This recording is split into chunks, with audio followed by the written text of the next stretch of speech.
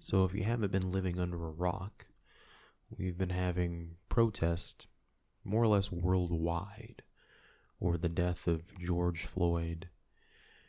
And the general prevailing narrative is that there's this witch hunt against black men and that cops are killing black men at ridiculously high rates and white folks are racist and all that typical nonsense. You can look at the FBI crime statistics.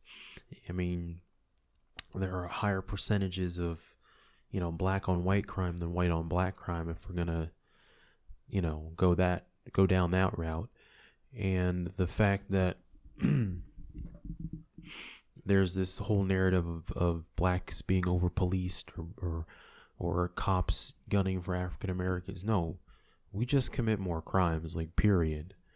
And all these people people championing the cause, spend some time in a black neighborhood, one of the bad ones, see how long it is till somebody says, "Hey, what you doing here, cuz?" Okay, don't even get it twisted for a second there. Then we can take the riots. Now, what happened with George Floyd was a travesty. The guy was killed. You can talk about the amount of fentanyl or whatnot in his system. No, it was pretty obvious. He had the officer had his knee on his neck, blocking off his artery for about a minute 30 seconds. Then past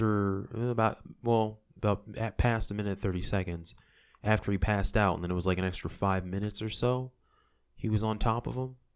I mean, I watched the video. It was pretty brutal. And it wasn't like he, removed the pressure after, Floyd stopped moving. Because for quite some time, he was conscious and moving around. And then all of a sudden, about 3 minutes, I think 3 minutes into him having his knee on his neck, he passed out. And then 5 minutes after, he just stayed on him. Now, typically, when you're being asphyxiated, it takes like a minute 30 to die. So he was probably already dead. After a minute 30 after he stopped moving. But now people have decided to make this into an excuse to riot. And what really bothers me is that, black folks are saying, "Oh, well, we need to do this because nobody listens to us." But no one's going to listen to you when you're burning down your cities. That doesn't work. Period. So how about we act like we have some sense and we can bring some charges? For me, it seems like an open and shut case. And the problem is that every time a black man acts like he doesn't have any damn sense and then gets shot by the cops, people seem to have been using it to cause another riot. I mean, we have the Rayshard Brooks situation. The guy obviously was a problem. I'm not getting all the morons who say the narrative they basically create around this is that he was shot while running away. No, he was peaceable. They arrested him peaceably, and then all of a sudden he just starts freaking out and tussling with the officers. And yeah, I mean, they were lucky that he grabbed the taser and not one of their pistols. Let's be honest here. But no. And it's obvious that they've been pushing a very anti-white narrative. I mean, they're knocking down all the statues, not the Confederates, not the quote-unquote horrible colonizers. It's everybody. If it's a white man built in bronze or in stone, they're taking it down.